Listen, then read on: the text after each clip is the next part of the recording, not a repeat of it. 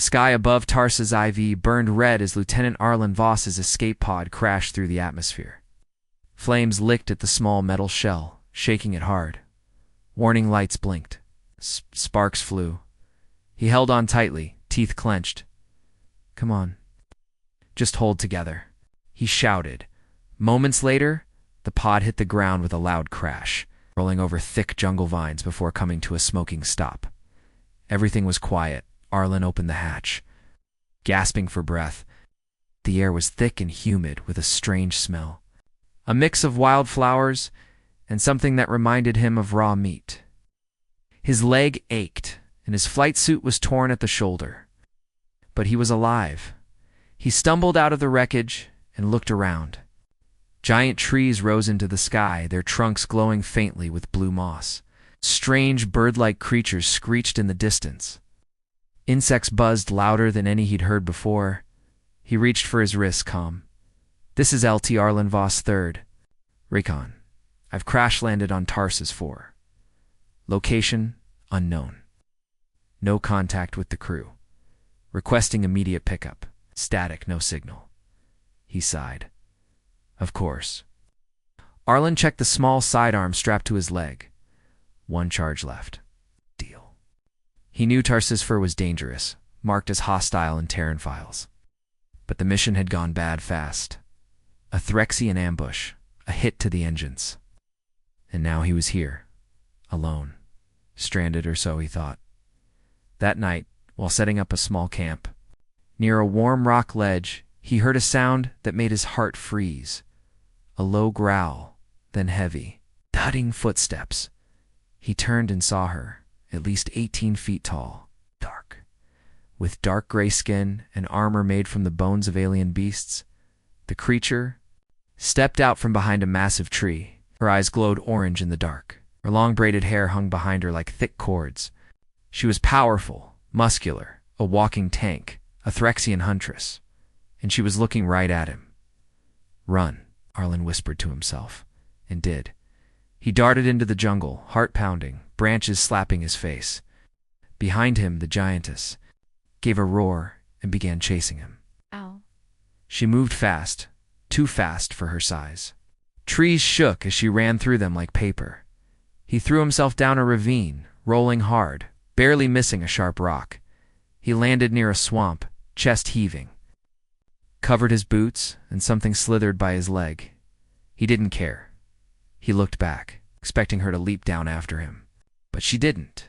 Instead, she stood above the ravine, watching him. Her head tilted slightly. She didn't attack. She just watched. Then, with a growl that almost sounded like a chuckle, she turned and disappeared into the trees. Arlen lay in the mud for a long time, trying to make sense of what just happened. The next day, he moved carefully. He found some wild fruit that didn't look poisonous, filtered some water, and cleaned his wounds. But he kept feeling it, the sense of being followed. Not by a beast, by a hunter every now and then. He saw her in the distance. She didn't try to hide. She wanted him to know she was there. Like a game, he tried to lose her, changed direction, climbed trees, swam through rivers. But she always found him, always watching, always waiting, finally. On the third day, she made her move. He was resting near a cave when a net made of glowing blue thread dropped from the trees above. He rolled, tried to run, but it was too late. The net wrapped around him, humming with energy. His muscles locked up. Then she dropped down from the canopy like a shadow. Up close, she was even more terrifying. Her sharp teeth gleamed. Her armor clinked as she moved. She crouched beside him and poked him with a clawed finger gently, like testing a fruit. Arlen stared into her glowing eyes, heart thudding. "I'm not food," he said slowly, hoping she understood. She tilted her head. Then, to his shock, she spoke slowly, in broken Terran. "Not food." His eyes widened. "You speak English?" She frowned, then tapped a small translator crystal on her chest. "Learning, hard. Words, you. Fast. Clever." Arlen blinked. Was that praise? She reached into a pouch and pulled out a metal band. It looked like a collar. "Oh no," he muttered. "I don't like where this is going." But instead of putting it on him, she pressed a button and the net powered down. Arlen slumped, confused. Then she did something that surprised him even more. She stepped back, gave a short bow, and growled one word: "Talk." Arlen sat on a flat rock, hands resting on his knees. He was still breathing fast. Across from him stood the giantess, the Threxian huntress, who had chased, trapped, and then released him. This was not what he expected. Zara, as she finally told him her name, stood like a statue. Her orange eyes never left him, and she kept her claws close to her belt, just in case. But she made no move to hurt him. Arlen spoke slowly. "You don't want to eat me?" Zara raised one brow ridge. "Eat. No. Test." "Test?" he asked, confused. "You survive. You run, you think," she said, tapping her temple. "Most prey do not." Arlen narrowed his eyes. "So you hunt people to see if they're smart?" Zara nodded once. "Smart prey. Become useful." He didn't like the sound of that. "Useful how?" She didn't answer. Instead, she handed him something small, a metal disc with blinking lights. A translator, more advanced than hers. Arlen clipped it to his ear. A beep followed, then her voice came through. Clearer, this time. "Now you hear me better," she said. "Yes," Arlen said carefully. "Thank you." There was a long pause. Then Zara grinned. "You are polite prey." They walked through the jungle together. Zara walked. Arlen mostly jogged to keep up. She moved with quiet power, part warrior, part hunter. Her huge feet didn't make a sound on the ground. She didn't speak much either, only short answers when he asked questions. They arrived at a high ridge where the trees cleared and a view of the valley stretched out below. In the center, half hidden by vines, stood a strange structure. Smooth black walls, lights blinking in patterns. "That's not Threxian, is it?" Arlen asked. Zara shook her head. "Old.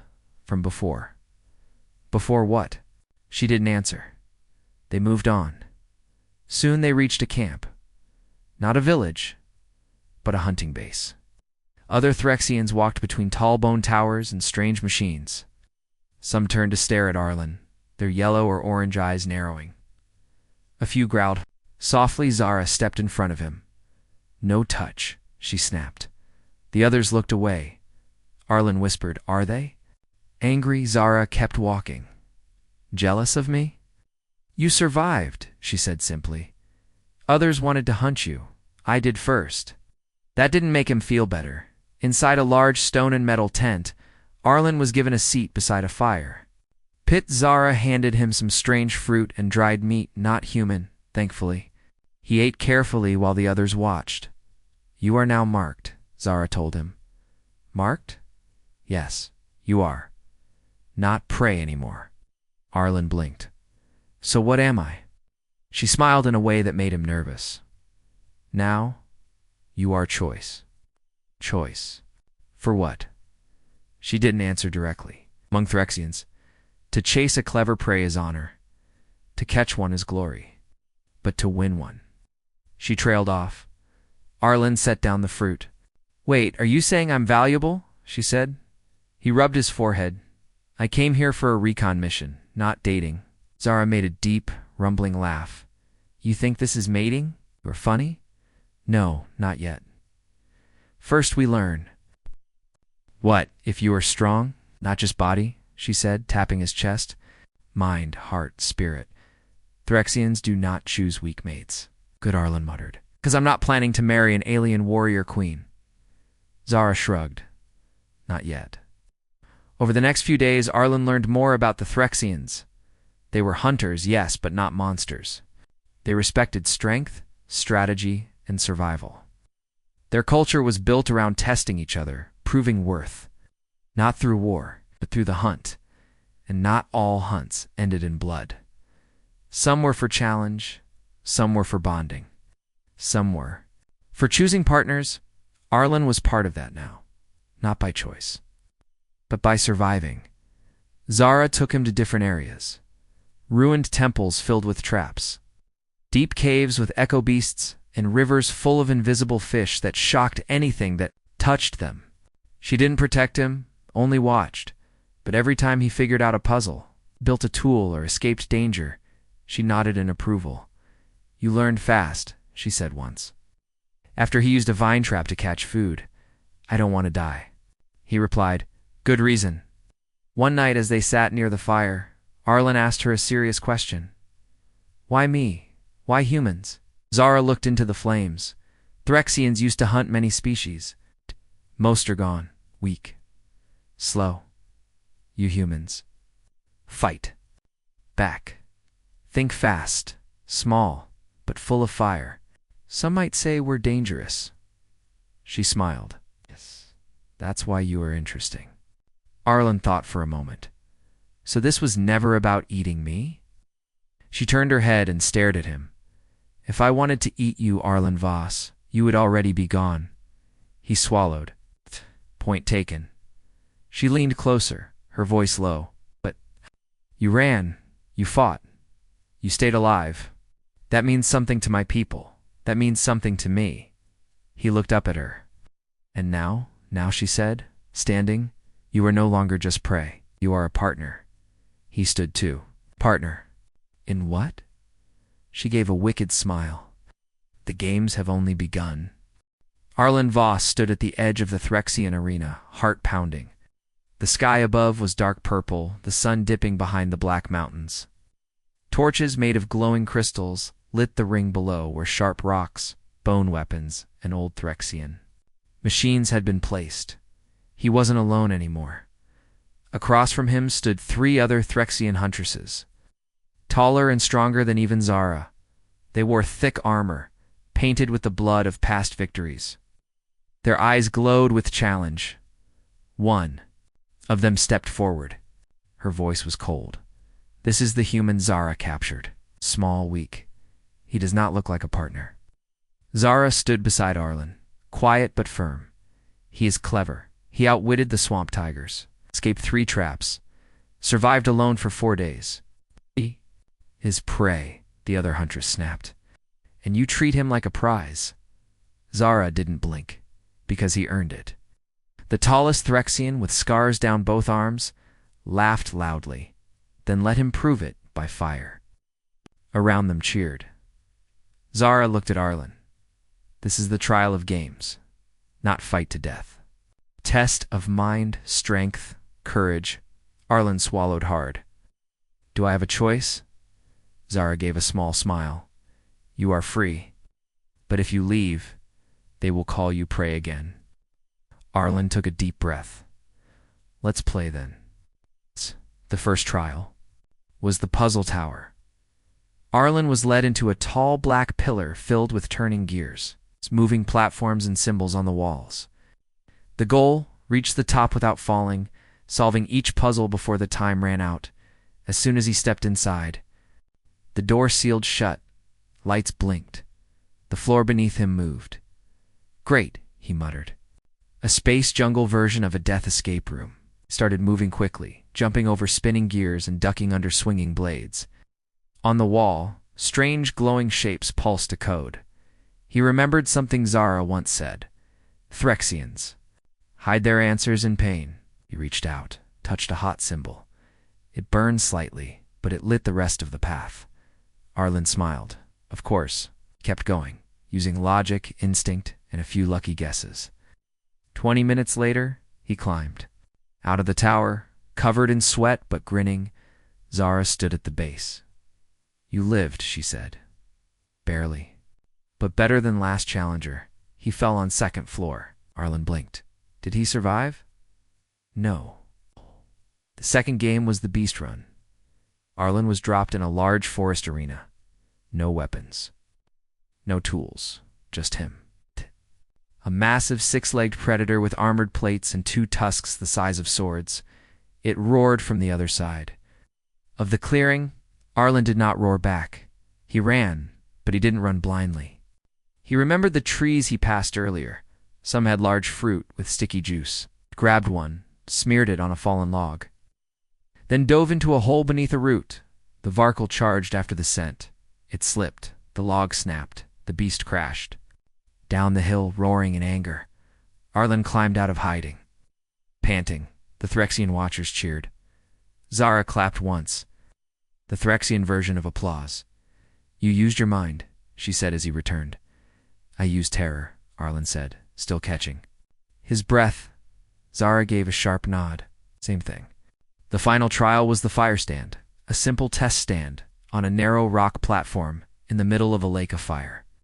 "Stay balanced while the platform spins. Answer questions shouted by the huntresses. If the answer is wrong, or the balance is lost, the heat rises." Shara warned him before it began. "They want to break your will." He stood on the platform, sweat already pouring down his face. A voice boomed from the side. "Human, what is strength?" Arlen blinked. "Not just muscle. It's choosing to stand when you want to fall." The heat stayed the same. Another voice. "What is fear?" He closed his eyes. "The thing I carry, but I don't let it drive." The platform spun faster. Flames jumped higher. But he stayed steady. Final question. "What is honor?" At. Towards Zara, who watched silently. "Honor is respect. Earned, not demanded." Silence. Then the flames dropped. A horn blew trial complete. That night, Arlen sat at the edge of the camp, sipping cold water. His legs ached. His skin was sore. But he was alive. Zara sat beside him, quiet as always. "You passed," she said, barely. He muttered, "Still passed." They looked out over the jungle together. "You didn't have to defend me," he said softly. "Zara didn't turn. You did it yourself." "That matters." He smiled. "So, what happens now?" "Now," she said, glancing at him. "Now the clans know you are not prey. You are choice." He sighed. "You keep saying that. What does it mean?" She looked him directly in the eyes. "It means some will try to take you. Not to eat, to win, as mate, as partner, for glory." Arlen blinked. "That's not comforting." Zara leaned closer. "I won't let them." He raised an eyebrow. "Because I'm useful?" Her voice was low. "Because you're mine." Arlen Voss woke before the suns rose. The twin moons were still high, casting silver light across the jungle. Zara had given him a place to sleep in her tent, not out of kindness, she said, but protection. After the trials, some Threxians had started whispering. Some didn't like that a human had passed. Others were planning things. Arlen sat outside now, watching the mist roll through the trees. His mind was busy. He wasn't sure what he was anymore. Not a soldier, not a prisoner, not prey. But not quite safe either. He heard soft footsteps. Zara appeared, tall and calm, her armor off, wearing a thick woven tunic of beast hide. "You didn't sleep," she said. "Didn't feel like it." She sat beside him. "Tonight you leave the camp." He looked at her. "Why?" "Because the elders are meeting tomorrow. Some want you gone. Others want to trade you to the Scorch clan." Arlen frowned. "Like a prize, like a trophy. And what do you want?" She looked straight into his eyes. "I want you to stay." I stayed quiet for a moment, then said, "So we run?" Zara shook her head. "We go to the old place. The ruins. There is something you must see." By dawn, they were deep in the jungle, heading toward the mountains. Vines hung low. The ground was soft with moss and ancient leaves. Strange bird creatures with glowing wings fluttered past. The deeper they went, the quieter it became. After a few hours, Kay reached it. A valley hidden between cliffs full of tall black stone towers. Half buried in vines and fog, the ruins. Arlen stepped forward carefully. "This isn't Threxian, is it?" Zara shook her head. "This is older, very old." He looked at the walls, smooth metal mixed with crystal. Writing he didn't understand ran along the edges. The air felt thick, like it remembered things. Zara guided him to a building with a shattered door. Inside, the walls glowed faint blue. A large console stood in the middle, broken but still humming. "What is this place?" he asked. She replied, a memory. She handed him a small metal disc, the same kind she wore for translation. Put this in. He pressed it to the console. The room came to life. A hologram appeared, hazy, flickering, but clear enough. It showed a group of humans. Terran. Scientists, military uniforms, laughing, working, standing beside Threxians. Not in chains, not fighting. Working together. Arlen stared. This is from before. Zara nodded. Your people came here long ago. Before the war, before the burning sky, we were allies once. We shared the hunt. He turned to her, surprised. What happened? Zara's voice lowered. They left, and others came. Cruel ones. They broke the balance. Took, burned, hunted. Only to destroy. My people forgot the old way. Became only warriors. Lost the bond. He felt cold. So what? I'm a reminder. She looked at him. You are a chance. A chance for what? To rebuild it? Suddenly a sound echoed outside. Zara tensed. Arlen reached for the small blade she had given him earlier. Voices, loud, harsh. Then shadows appeared at the broken doorway. 3 Threxians entered. Armed with spears, energy rifles, and war paint. One of them was the tall, scarred warrior from the trials. She growled. You stole him, Zara. Zara stepped in front of Arlen. He is free. He is ours. The elders ruled. He must return, or bleed. Arlen whispered. Can we take them? Us. Jaw clenched. Maybe, but not without injury. The scarred warrior lifted a rifle. Step aside, sister. Zara didn't move. Then you fall with him. She leaped first. Zara launched forward, slamming into the warrior with a roar. The 2 others aimed at Arlen. He rolled aside, grabbed a sharp piece of metal from the ground, and threw it at one, striking the rifle from her hands. The other. Shot, barely missing, Arlen ducked, grabbed a loose cable from the console, and whipped it around a pipe. As the attacker charged, he pulled hard. The cable snapped up and wrapped around her legs, tripping her. Zara was holding her own claws against blade, teeth bared, armor clashing. She moved like a storm. Arlen saw his chance and hit a glowing panel on the console. Energy surged. Pulse exploded outward, blasting everyone off their feet.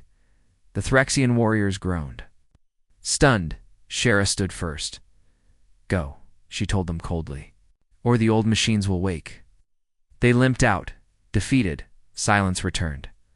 Later, as they rested outside the ruins, Arlen touched a broken wall. So this was the truth.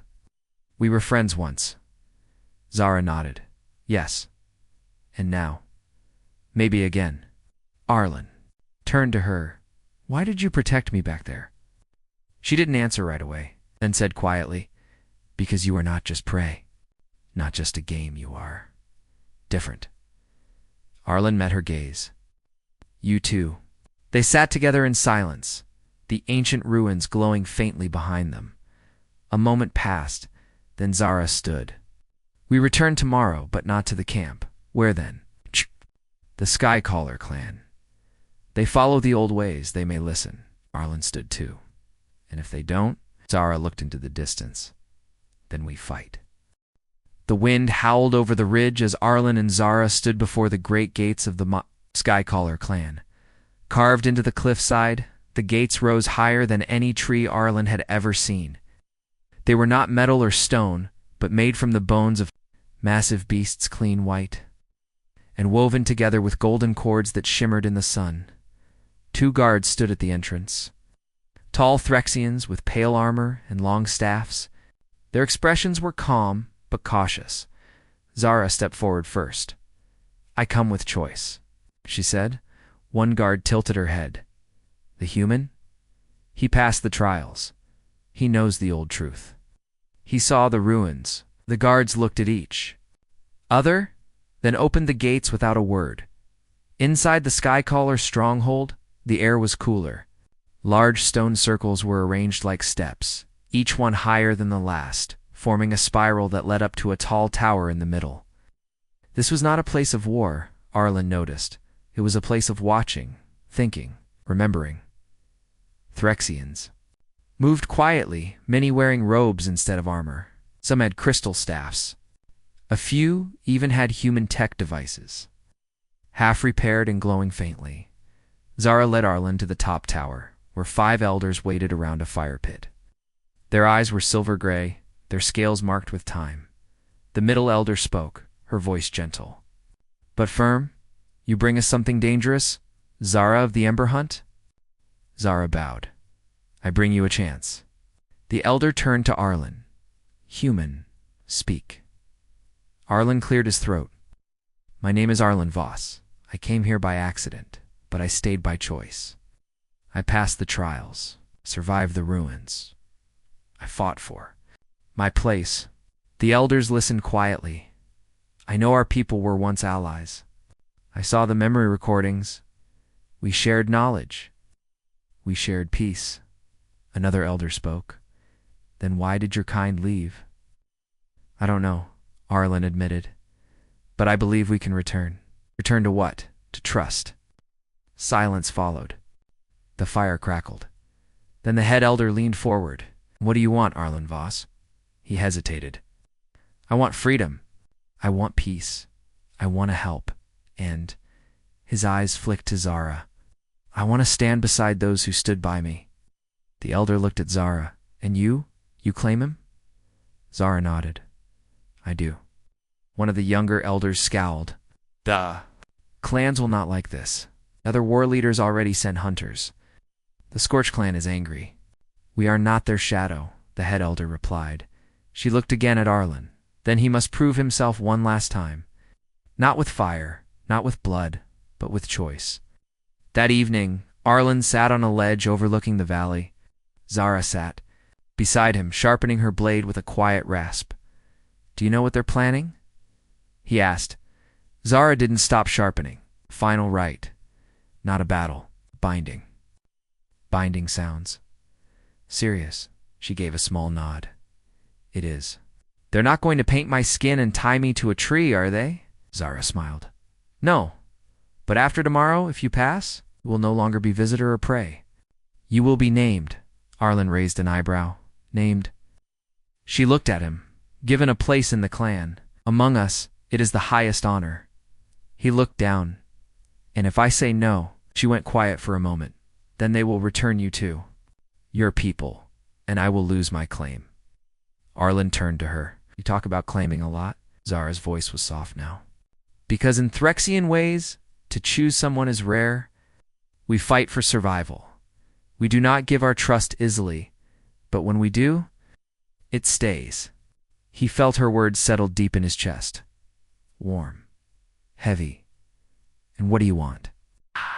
She paused. Then said, I want what we lost. I want the old ways. And I want to fight beside someone who sees more than the hunt. They sat quietly for a long time. The next morning, the Skycaller clan gathered on the high platform at the top of the tower. Mist rolled through the valley. Banners of woven vines and shining bone flapped in the wind. The rite began. The elders stood in a circle, Zara beside them, tall and proud. Arlen was brought into the middle.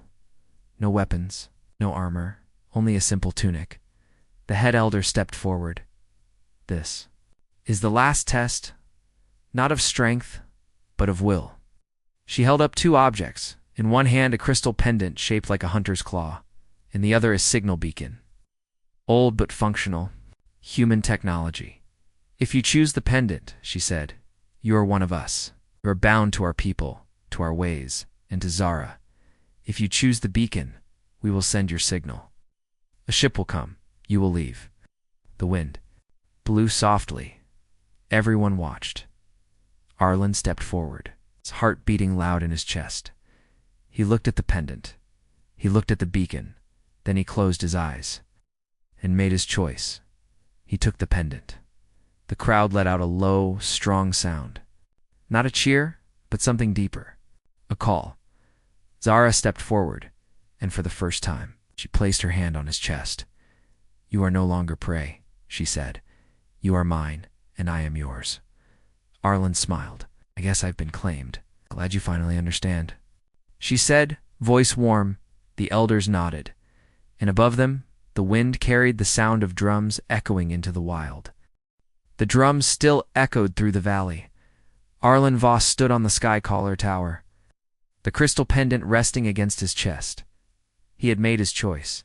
He was no longer just a visitor, no longer prey, no longer alone. He was one of them. Zara stood beside him, tall and proud, her hand resting gently on his shoulder.